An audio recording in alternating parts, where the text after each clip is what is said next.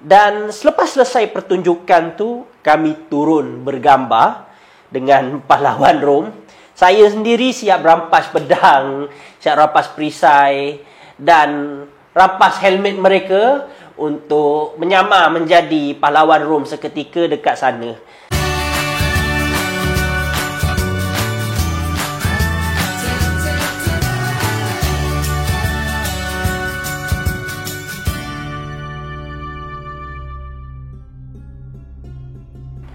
Setelah kami mengagihkan bantuan kepada pelarian Syariah di Jordan dan juga sempat mengunjungi makam Nabi Syuaib serta Gua Ashabul Kahfi, di dalam kunjungan pada kali ini kami juga sempat menziarahi satu lagi lokasi yang bersejarah, iaitu Dead Sea ataupun Laut Mati, yang mana kawasan ini dikenali sebagai kawasan takungan air yang mempunyai kandungan garam tertinggi di dunia.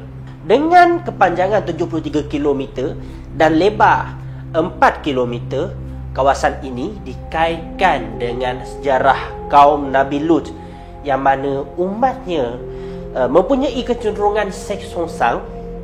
Akibat daripada tabiat terkutuk itu, maka Allah Ta'ala telah menterbalikkan bumi sebagai balasan azab siksaan kepada mereka. Syekh Syuaib Ad-Nawawi ni adalah seorang muhaddis yang terkenal lah di Jordan. Ada orang tanya soalan kepada dia, Syekh, kita ni boleh tak kita pergi ke Laut Mati? Sebab di sana ada hadis Nabi sebut, bila mana kamu lalu ke tempat azab, maka cepatkanlah ataupun lajulah pergerakan kamu. Atau Nabi SAW. Syekh Ad-Nawawi ni dia orang yang open minded. Tempat tu sebenarnya, tempat tu menjadi khilaf. Hadis tu hadis yang betul. Kalau kamu berjumpa dengan orang yang berpegang pada tempat itu adalah tempat yang dilaknat, tak payah pergi ke sana. Sebab apa? Sebab Nabi larang pergi ke tempat-tempat yang dimurkai oleh Allah Subhanahu Taala, tempat-tempat yang dilaknat oleh Allah Taala. Tapi di sana ada ayat yang lain. Allah Taala sebut kul siru fil ard. Jalanlah, tengok bagaimana Allah Taala kul siru fil ard fanzuru kaifa kana aqibatul mukadzibin. Orang-orang yang dusta, orang-orang yang buat jahat kepada Allah Subhanahu Taala, Allah Taala suruh tengok bagaimana. Jadi Syekh Syuaib kata mudah je. Kalau kamu jumpa orang yang berpegang pada tak boleh pergi, tak payah pergi. Kalau kamu jumpa orang yang nak pergi, kamu bawa orang tu pergi, tidak ada masalah. Sebab apa? Sebab kita boleh tengok bagaimana tempat tu sendiri. Ahli geografi kata tempat tu, sebab Jordan sebenarnya dia ada 4 musim. Musim panas, musim sejuk, musim luruh, musim bunga. Sejuk dia sampai -4, -5 darjah Celsius. Tapi walaupun musim sejuk, Laut Mati dia berada kat bawah. Arwar nama dia, Arwar Shimar. Atas tu adalah Amman. Amman ni kalau sejuk memang sejuk lah, -5 darjah Celsius. Tapi Arwar pada hari yang sama, kalau Amman tu sejuk, Arwar tu tetap panas. Sebab apa? Sebab dia berada di bawah. Keesokan harinya kami ke utara Amman, lebih kurang 30 km daripada pusat bandar Amman. Kami mengunjungi Jarash. Itu sebuah kota lama tamadun Rom yang masih tersisa di Jordan. Secara tepatnya, seni bina yang ada di sini dipanggil sebagai Greco-Roman, iaitu campuran antara tamadun Greek dan tamadun Rom. Maka pakar arkeologi menyimpulkan bahawa kawasan ini diduduki sejak zaman Neolitik, iaitu antara 7,500 tahun sehingga 5,500 tahun sebelum Masihi.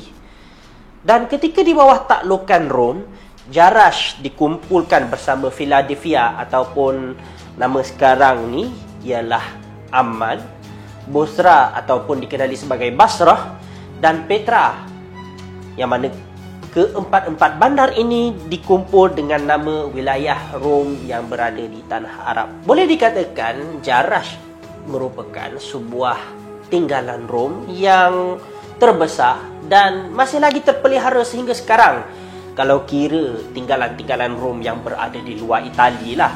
Sebab kebiasaannya tinggalan-tinggalan Rom banyak yang ada dekat Itali, dan bukti-bukti yang menyatakan bahawa mereka pernah menjajah kawasan-kawasan di tanah Arab ini sudah tidak banyak kelihatan.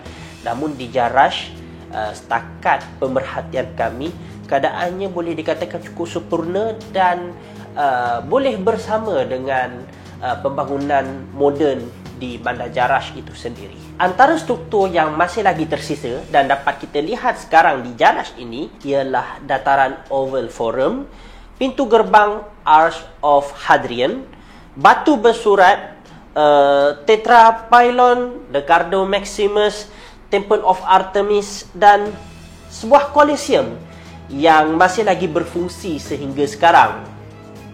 Kebetulan pada hari yang kami kunjungi ini ada pertunjukan demonstrasi perang zaman Rom yang dipertontonkan kepada pengunjung yang hadir.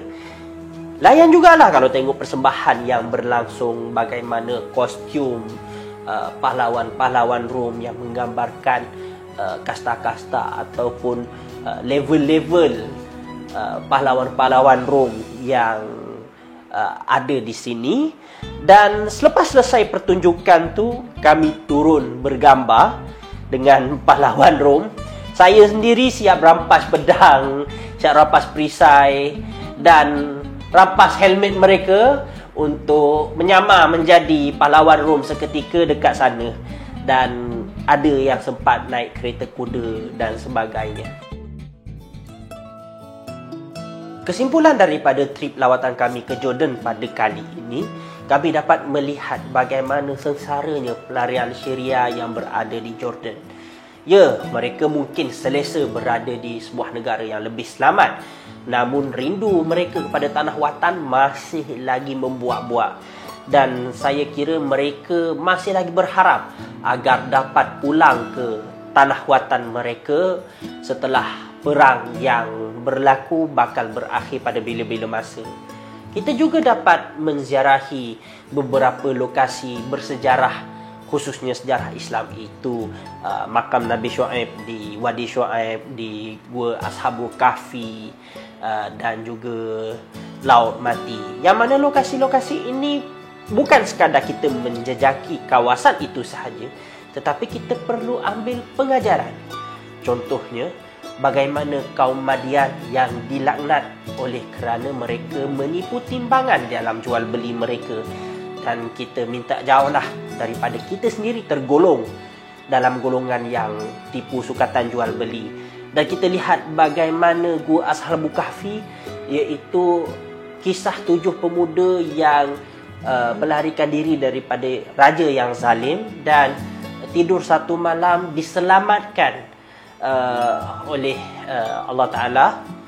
Dan kita melihat Dead Sea itu sendiri ada sejarah bagaimana hubungan songsang yang dilakukan oleh kaum Nabi Lut itu akhirnya membawa kepada sebuah laknat dan azab yang diturunkan kepada mereka. Dan kita minta jauhlah daripada diri kita sendiri, ahli keluarga kita sendiri turut terlibat sama.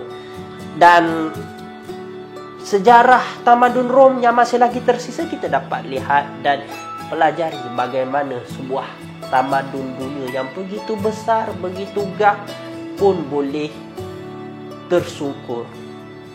Jadi sebesar manakah ego kita untuk kita merasakan bahawa kita masih lagi membesar diri, sombong, takabur dan sebagainya. Dah jadi macam tazkirah lah pula. Tapi itulah pengajaran berkenaan dengan permusafiran.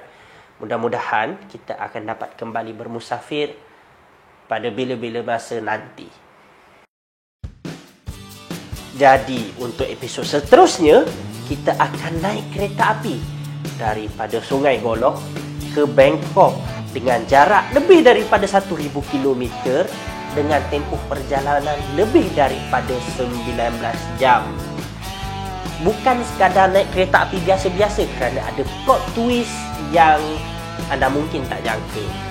Jadi kalau nak tahu bagaimana catatan perjalanan yang sangat jauh, yang sangat memenatkan, jangan lupa untuk follow kami di Instagram @InspireMediaProduction, like kami di Facebook @InspireMediaMalaysia dan juga subscribe YouTube channel Inspire Media Malaysia untuk menonton kandungan-kandungan video terbaru yang akan kami upload kepada anda pada masa akan datang.